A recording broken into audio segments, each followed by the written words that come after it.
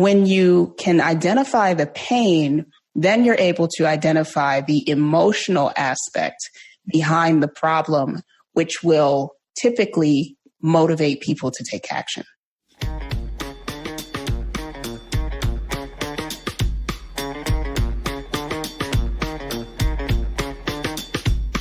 Hey everyone, welcome to Bright and Early, the podcast for people building early stage startups. I'm your host, Brian Ray.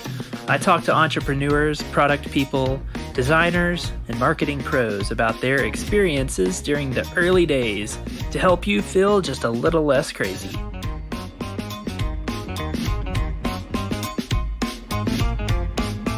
My guest today is Janelle Allen. Janelle is an expert in learning design, and she's the founder of Zen Courses, where she helps business owners create profitable online courses that change lives. She's the host of a great podcast that I'm a big fan of, Level Up Your Course, where she's interviewed some amazing guests like Paul Jarvis, Val Geisler, and Nathan Barry. Janelle, welcome. Thanks for having me, Brian. Happy to be here. Oh, it's my pleasure. I cannot wait to talk to you about everything that you're up to and share all of that with our listeners. But first, though, I want to talk to you about DJing. You DJ in your spare time. I do. Yeah, I've always been really into music. And it's funny because I've come full circle. When I was a kid, I used to I'm dating myself, but I used to make mixtapes and CDs for my friends. It's just something I love to do. And when I got to Chicago, I stumbled upon a DJ school that was pretty new, but Scratch DJ Academy. They're still in New York and Cali, but the Chicago branch has closed down. And so, yeah, it's a full circle moment. That's great. That's great. So, for my own benefit, when you're DJing, what's your setup like? What's DJing like in the modern age with laptops and? That's a great question because it's, as you can imagine with new technology, it's changing rapidly. So I DJ on turntables. I can DJ on what we call CDJs or just like. Kind of consoles for people who don't know. It's controllers is what we call them, but I prefer turntables. It's classic old school, but it's changing. They just released this device called Phase, which replaces needles. So you can put it on your record and it syncs with your computer and your mixer, and you can DJ without having a needle, which is completely changing things, and everybody's really excited. So that's fascinating. Yeah. So how often do you get a chance to DJ at a party or a club, or what's Not it like? As often as I like. I took a little bit of a break last year because I was doing a lot of weddings and burnt myself out and realized I didn't like doing weddings. So I am actually just getting back into it. I just released a mix and getting into doing some parties. So I'm hoping to do it a couple times a month. We'll see where it goes. Cool. I'll have to look that up. So I heard you mention on another interview that correct me if I've got this wrong, but that your dad was in the Air Force? Yeah, he was. So I'm curious, how did growing up in a military family affect the way that you operate your business today? Oh, that's a great question. No one's ever asked me that. I don't know. I've never thought about it in terms of how I operate my business, but what I can tell you is, so I was born overseas. I was born in Germany. The first quarter of my life almost was spent overseas, and not only overseas, but back then, if your parent was in the military, you pretty much were moving every 3 years. So I, as a young child, got used to uncertainty, adapting to new environments, making new friends. And I think that is what primed me for entrepreneurship, just being able to jump into something that's unfamiliar and not be afraid. I have a little brother who's 7 years younger than me, and he was born in England, but then we moved back to the States. And so all he really knows is living in the States. He didn't have that experience. And there's a stark difference between us as far as trying new things, having to be in new cultures constantly and seeing things that are unfamiliar. It really shaped me as a person, which I think connects to my work as an entrepreneur. Well, so the reason I wanted to ask you that was because, there's a quote that amateurs have goals and professionals have a process. Mm. And I think that, the stereotype of, the military and that sort of life is that it's just very, very, process oriented and can, really teaches you like, this is how you do a thing and this is how you are excellent at it. And so, Janelle, your specialty is in learning design and helping, business owners, entrepreneurs, and founders create fantastic courses. But I got to tell you, you probably should do a course on email marketing because your email marketing is killer. You obviously have a great process in place. That's why I wanted to ask. I was just curious if you felt that had come from your family background. I think, first of all, thank you. I think so. I define myself as a writer. When I was in college, creative writing was my major. And, I've struggled with, I never pursued creative writing after college, not seriously. I did some things here and there. And so, when people compliment me, it's really harkens back to that's who I am. I'm a writer. Even before being a learning designer, DJ, whatever, I can't think unless I write it down. And so I think I just enjoy writing, and that's really what I attribute it to. Mm-hmm. So what's your editing and revision process like then? It's if you're writing up a new email or something, what's that like for you? Yeah. So, even before editing and revision, what I've learned to do is to just do my research and know who I'm writing to start. And then what I typically do is I figure out what the goal is, what the call to action is going to be. With my emails, I try to have a hook. And so I outline, very loosely because I hate outlining. I've always been that way as a writer. Okay. But I've learned that I have to have some type of framework so that I can anchor myself. And once it's written, I don't know. I'm kind of weird in that I write and edit at the same time. I don't know if that's weird. That's just how it works for me. I'll write out everything and then I'll go back over it. But I'm kind of writing and editing at the same time. But yeah, I use a great tool. This has been something that's really changed and improved my writing process. It's a tool called Ulysses. And I'm normally not one to, spout off a bunch of tools, but it completely eliminates distractions because it's just a markdown application. And that has been so great for just getting the words out and being able to clearly and succinctly write without distractions. I like that. You mentioned that you like for all of your emails to have a hook. Yeah. Do you start with that? Do you discover it along the way and then focus the rest of the piece around that hook?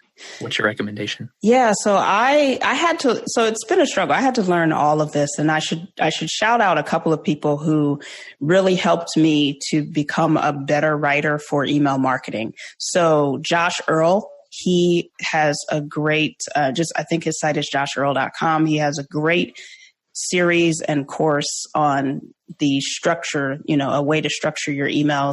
Andre Chaperone has some great stuff to share as well. Definitely check those two people out. Okay. As far as having a hook, what I usually know my hook, because before I start writing any type of email campaign, I know the purpose of it. I know what it's going to lead to, what's the big call to action or pitch at the end. And so I know with each email where I want to leave readers. I've outlined what each email is going to cover. And so I'm going to work backwards to say, okay, here's how I'm going to end the prior email to leave that hook. Mm-hmm. Your email segmenting is dead on point. And so when I signed up for a few of your things, and you even have a course on this, Audience Decoded. And so listeners, if this stuff is starting to resonate with you, then pay attention here. But after I signed up for your newsletter or one of your courses, you sent me this email And it was like asking for the call to action being, hey, reader, which of these three are you? Yeah. 1, I don't have a profitable business yet. Audience building is my biggest challenge. 2, I have a profitable business and an audience. I need help turning my process into a course. Or 3, my business makes more than $200K in sales. We want to use instructional design to improve our course. I'm willing to bet a considerable sum that every listener just nodded yes to one of those 3. How did you come to knowing that those were your 3 best segments?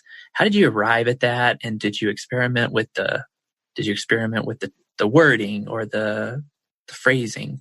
Oh my gosh, I'm always experimenting with the phrasing. I feel like every 3 to 6 months I'm going in there. I just tweaked it yesterday, as a matter of fact. So I'm not not telling a tale. So I learned that, just through doing things that don't scale. So when I first started Zen courses, I didn't know as much about email marketing, but I knew enough. And I don't recall where I learned it from, but to have an email that said, what's your biggest challenge? That was, I think, the first or second email that would go out after people subscribed to my email list. I highly recommend that everyone has that. And through that, I started to learn over time where people were sitting as far as segmentation. And I remember I thought, I believed back, I don't know, maybe 3 to 5 years ago, everyone talked about having an avatar.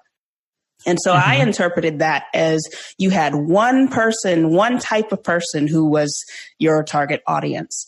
And I learned that no, you have segments within your audience. It's not, you're trying to write for one person. It's actually segmentation. And now, you hear people talking about segmentation and personalization all the time, but it wasn't always that way.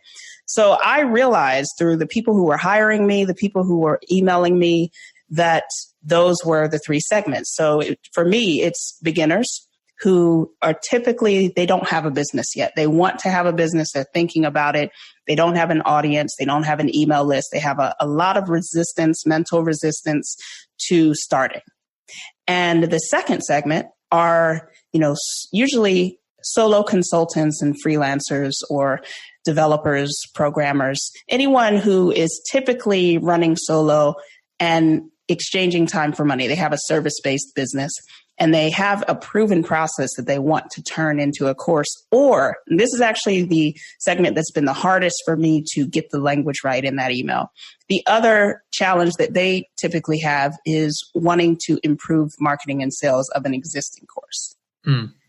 The third segment are my CEOs and founders of small teams. So they're not running solo. They have, 6 or mostly 7-figure businesses, and their biggest constraint is time. They simply, they know and value instructional design, and they hire people, and they're looking for expertise in how to apply these concepts that I share. What seems clear to me is that the reason that your emails are so good, even though what your primary offer is learning design, your emails are so good because you clearly understand how people learn, how people receive a message, and can be driven to act. What is your background in studying learning and education? Yeah. So I think it's a combination. I was just talking to Joel Hooks, the founder of Egghead. And for me, I got into this field because, like I said, I was a creative writing major in undergrad.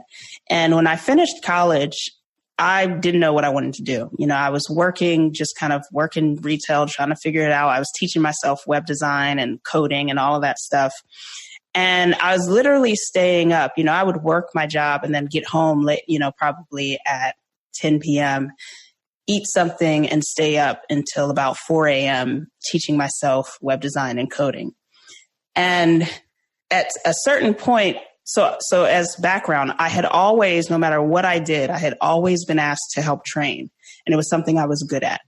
Mm-hmm. And so something magical happened after, in that break between undergraduate and grad school, where I found out about instructional design, and it just connected those two worlds of writing, coding / creating things online and training. And it was just like this big aha moment for me. And that's how I got into it. I just had been naturally curious about creating things online. I had been naturally curious about training and teaching and writing, which are all components of what I do now.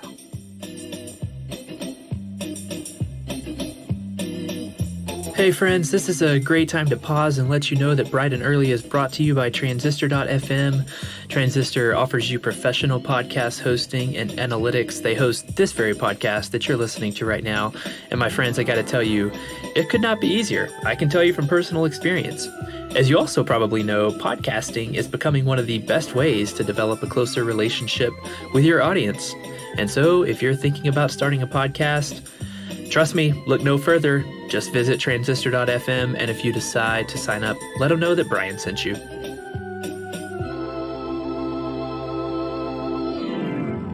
So I know I can speak from personal experience here that my primary offering is in services, but I've got a process. I would love to make the transition from high touch services into something like a digital product or a course.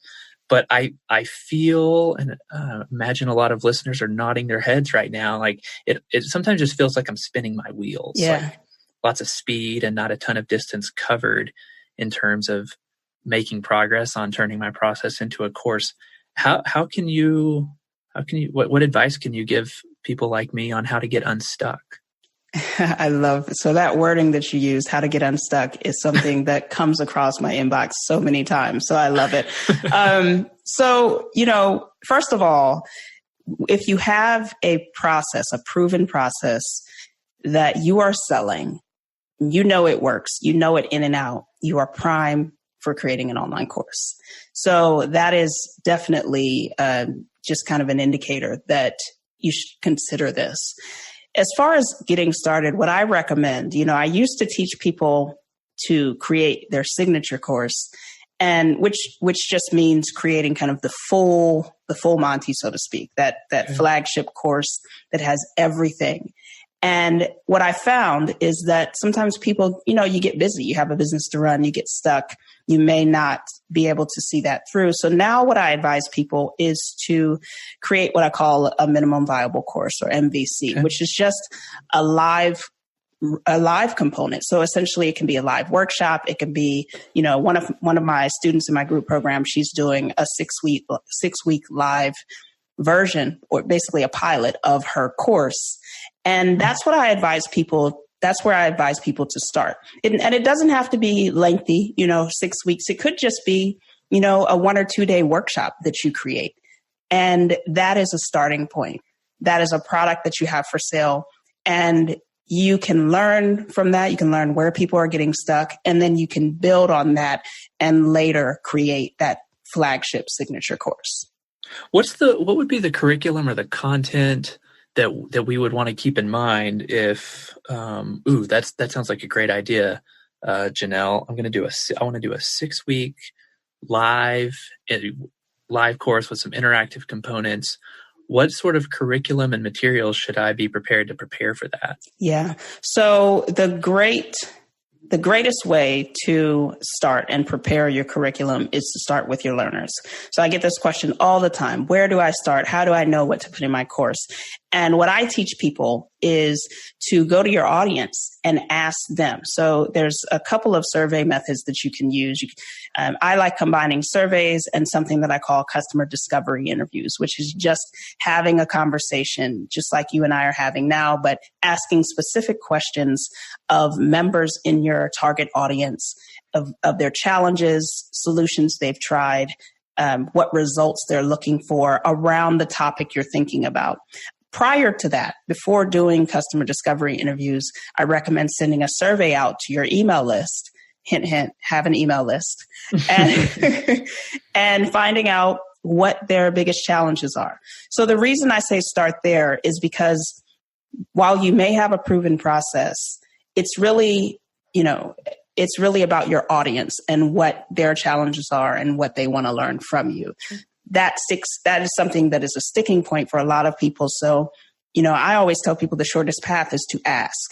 Get your audience engaged in the process. Ask them what their challenges are.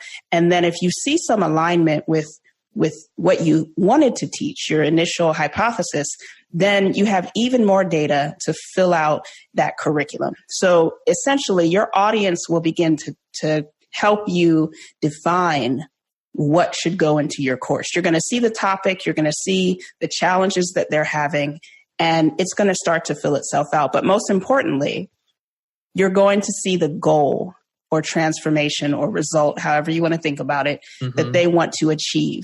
And from there, you work backwards and you ask yourself, okay, what does my learner need to know and do in order to achieve this goal? And you make an outline. And that's how you begin to flesh out your course curriculum. So start with a very simple survey where we're trying to just understand what are the main challenges that my audience faces. Yep. Try to schedule a couple of more in-depth customer discovery interviews.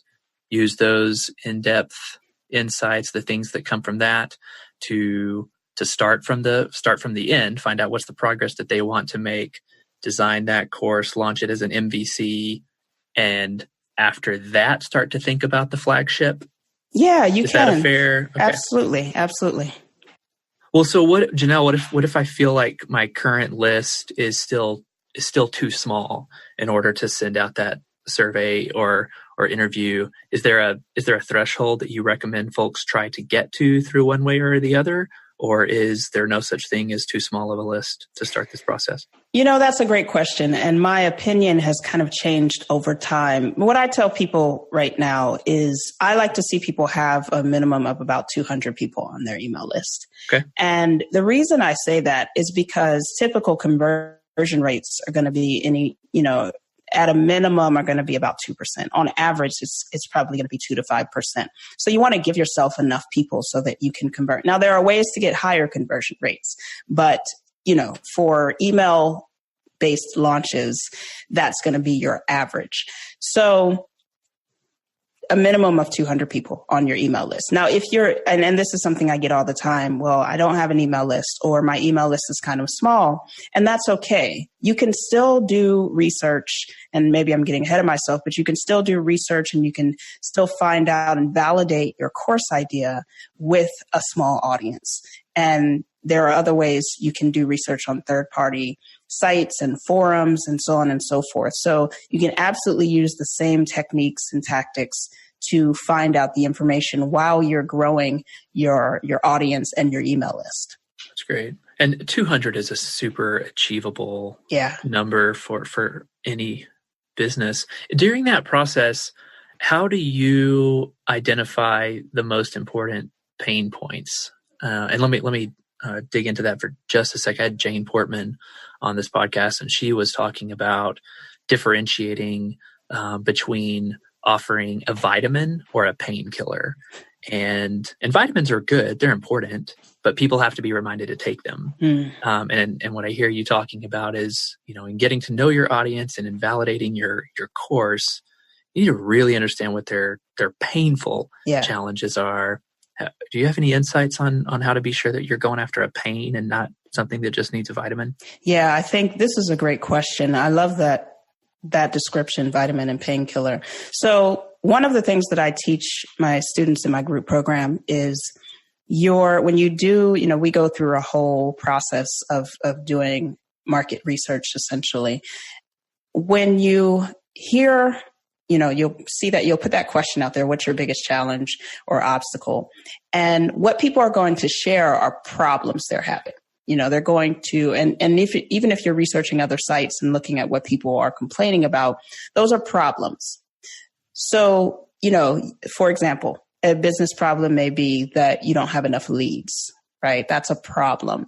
There's a distinction between a problem and a pain. And this isn't something I knew until probably about 18 months ago. I thought they were the same thing. The pain is behind the problem. What is that causing in your life? What kind of pain is that causing in your business or your personal life? I don't have enough leads, so I'm not making enough money, and I'm afraid that I won't be able to provide for my family. That's the pain. And that is super important, because when you can identify the pain, then you're able to identify the emotional aspect behind the problem, which will typically motivate people to take action. You have to tell me that you're going to help me solve my pain. I don't want to feel this anymore. We don't like feeling pain. So that's really, you're looking for both. That's really helpful. And so through this research, getting a deep understanding of the customer pains, then we can start to develop a course offering. Are there other types of products that you've seen come out of this type of research in addition to a course? Yeah, absolutely. You can, I think the options are, well, I don't want to say they're endless, but you can create ebooks. You can create, we've talked about creating an MVC or mini course. You can create, what else have I seen? Some people do just videos, just like a kind of a one-off video or a webinar that they sell. Mm-hmm. There's a lot of different options as far as digital products. I've seen people create membership sites for people who maybe, for solo entrepreneurs or founders, it can be lonely. And so there are people out there who have just communities, paid communities. So and that's the pain, right? The pain is I don't have anyone to connect with. I have questions, about running my business. I feel alone. Mm-hmm. So there's many, many options that you can create. Something I've started seeing people do, I'm curious if you have any insight on this. I don't think I recall seeing this on your site, but something I've seen a lot of folks doing that are in the consulting space is offering 1 and 2 hour just consulting calls for X rate. Have you tried that yourself, or have you heard? Does that feel like a viable offering? That's definitely a viable offering. I know a lot of people who started with coaching or consulting one-on-one calls. I did offer one-on-one calls with my audience up until last year. And it's a great way to get started. It's also, and I tell people this all the time, I can't emphasize it enough, it is a great way to, if you don't have an online business yet, or if, for some people they're freelancing or they're an employee and they want to start their own thing, services, especially one-on-one, are a great way to get started and validate your course idea. Because it kind of, if you don't have a proven process, services are a way to develop that. It's a way to find out what people constantly get stuck with, the questions that they keep asking, and just really get some insight into your target audience. Yeah, it does seem like almost a two birds with one stone situation there, where you are, offering help and consulting, obviously, but also it's like one of those customer discovery interviews where you are having another chance to dig into somebody's challenges and pains. It's easier to sell services than courses, in my opinion. Especially if you're trying to sell a self-paced course and you have to learn about sales funnels, evergreen sales funnels in particular, just all of the marketing ins and outs. In my opinion, it's easier to sell services than it is to leverage marketing knowledge and learn everything that it takes to have a fully automated self-paced course, if that's your goal. When is it a bad idea to try to design and sell a course? That's a great question. I would say, I think in all of because I do offer consulting services as well. And one particular client of mine, I did, advise him not to create a course. And the reason that I advised him to do that, and he fully agreed, was he didn't have his own process. He was, very much still figuring out what he wanted to say. And he just didn't quite know what his business differentiation was, what was the process. So essentially, he wasn't clear on what he was teaching and how he was different from someone else in his market. And that's one reason not to create a course. My advice to him was to focus on getting his processes together and his differentiation clear. The other thing I would say, and this may seem super obvious, but I encounter it all the time, is people who they don't have an audience. They haven't really done the work of building an audience and connecting and engaging with their audience before they create a course. So those are two instances where I tell people, hey, take a step back, do the things that don't scale, do the hard thing, and build your audience. Find out what they want, find out what their challenges are, all the stuff that we've been talking about. And that very first step to build, let's just say that the 200 number that we threw out earlier, is it fair to say some free offering that's even a stripped down version of even the 6-week course that you might end up offering, super stripped down guide, but something free and valuable that you're offering on your site in exchange for an email address is one very practical place to start? Or is that a little bit dated? Or what are your thoughts there? It's not dated at all. I think so this is a great question. And before I answer that question, I'll go back to the last one and say, there are people who teach you how to create a course without an audience, primarily using ads. That's not my method. But for anyone who's kind of shaking their head and saying, well, so you can absolutely try ads. I am a big proponent of launching to your email list. I think it's the best way to get started and to get high value customers. So I just wanted to put that out there. So going back to your question about email and having what you're describing as a lead magnet, having a lead magnet is not dated at all. I think that the transition we're seeing is typically in the past, you would see lead magnets would be ebooks or PDFs, so on and so forth. And I'm seeing more people kind of get away from that because I'm sure a lot of people listening, I know I do, have a folder on their desktop that has PDFs or ebooks that you maybe looked at once and you never went back to. So what is, in my opinion, the best lead magnet to have is an email course, and it's a free email course. So I highly recommend that as a place to start because it gives people something for opting in with you. Thanks, Janelle. You've given us so much great advice and actionable advice too. We've got a number of minutes here to wind down. So there are a couple of thoughts or a couple of questions I wanted to ask you before we wrap up. The first, and you can feel free to decline, but would you like to talk about your experience in tech as a woman of color? If so, here's the mic, take it, share your thoughts with us. What do you wish more people understood about your experience? I think that as a woman of color, just as a person of color too, the biggest challenge is, for me, the first thing has always been visibility. And this kind of connects to one of your earlier questions about being a military child. So I think that I have a different need, so to speak, when it comes to seeing representation and visibility. It's super important. And that's why I'm all for, diversifying the field, all fields, so that people, especially children and younger people coming up, see faces, see people who look like them, because it does matter. But when you grow up in the military, you kind of are used to just figuring things out and jumping in and making it work. So visibility has always been a challenge, seeing people, but also I think that one of the other challenges has been, networks. We're hearing a lot of people, it's not new, but talking about diversity. And now there's a little bit of a pushback for diversity from certain circles.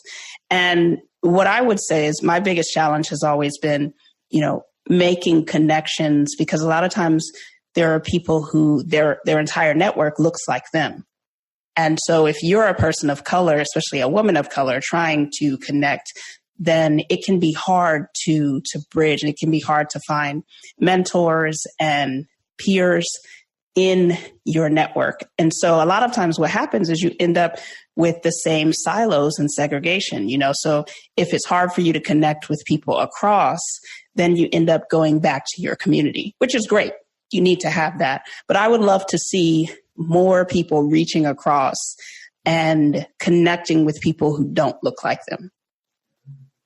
Thank you so much for sharing that, Janelle. Sure.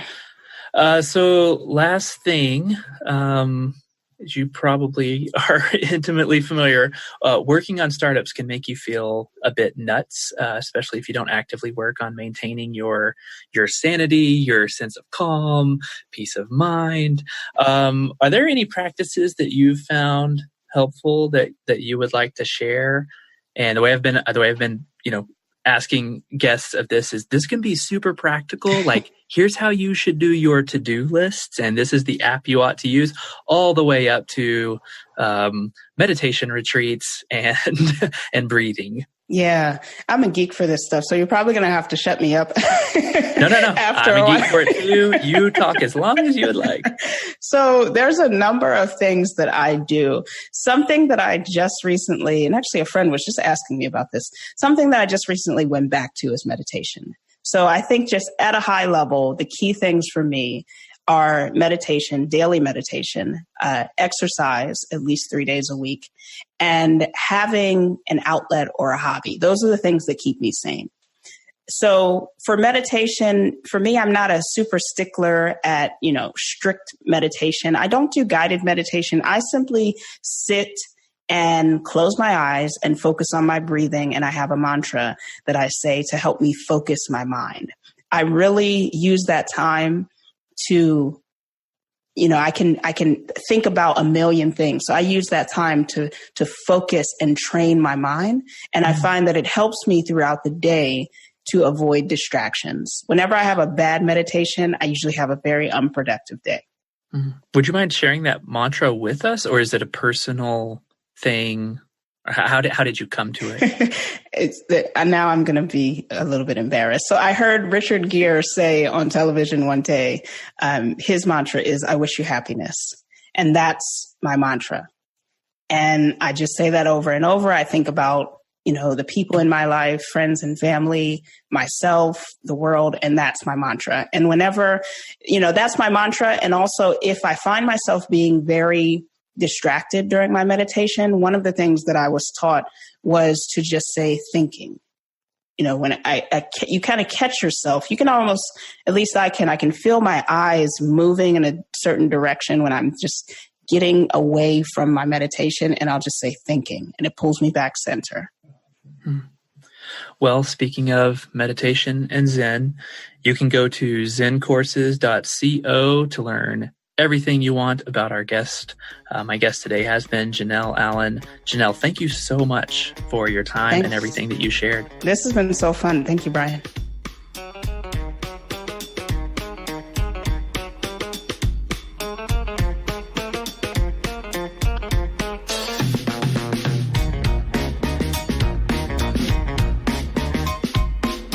All right, a couple of closing thoughts from me here.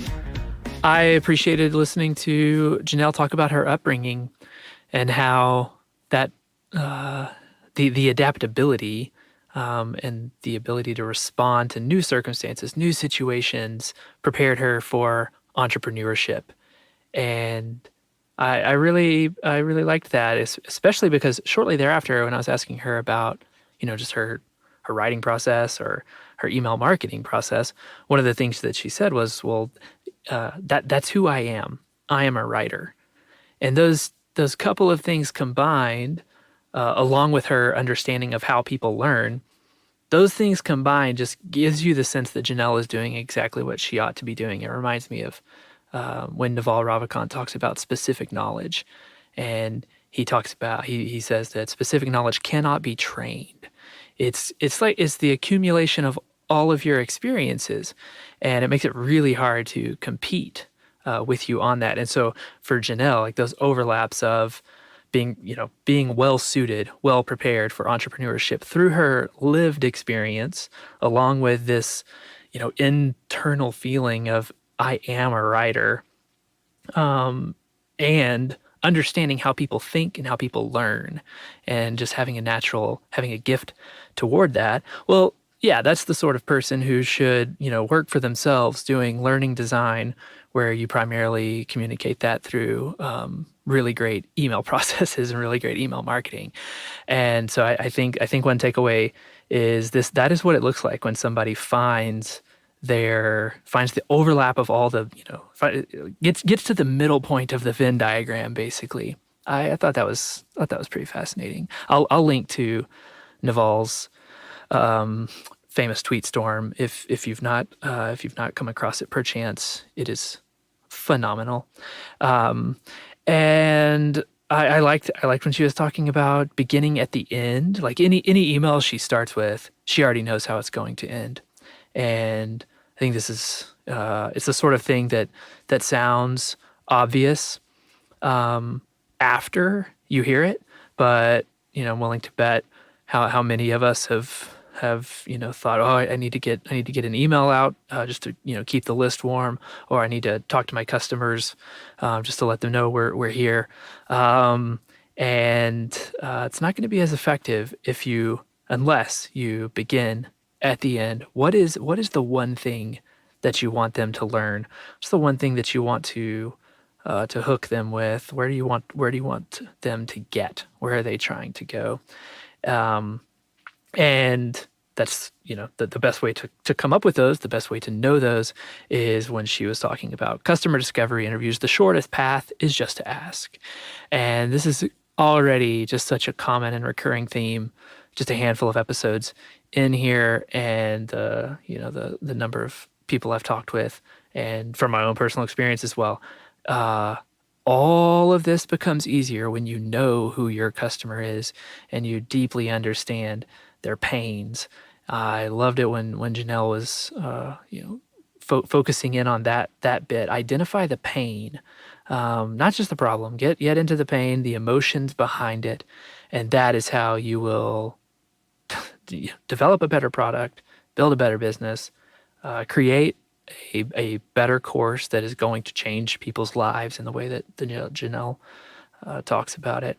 And in overall, so much of what Janelle does do is learning design courses. Much of what we talked about was learning design and a lot of email marketing process. I want to say, even if wherever you're at in your business right now, if designing a course is not on the list, I think the principles that we talked about here are so completely applicable just across the board. The underlying takeaway of her expertise is understanding how people learn and understanding where they want to go. Where are they at right now? Where do they want to go? An onboarding flow is basically a minimum viable course in your product. Your help documentation has got learning design within it. And so even if this is what I want to say, even if creating a course is not an important piece of your business right now, I really think that you should still go to zencourses.co, sign up for one of Janelle's sign up for her newsletter, or the Audience Decoded course, and just observe the pacing, the flow. This is somebody who just understands with a great deal of specificity how people think and how to move them along, and you should apply those principles to whatever aspect of your product that you're working on right now. But as always, please let me know. I want to hear from you. What are your thoughts on this episode? How can I make this podcast better for you? I would love to hear from you. You can find me on Twitter. I am BRHEA, BRHEA, as in beat, remix, headphones, echo, and audio. And until next time, I wish you happiness.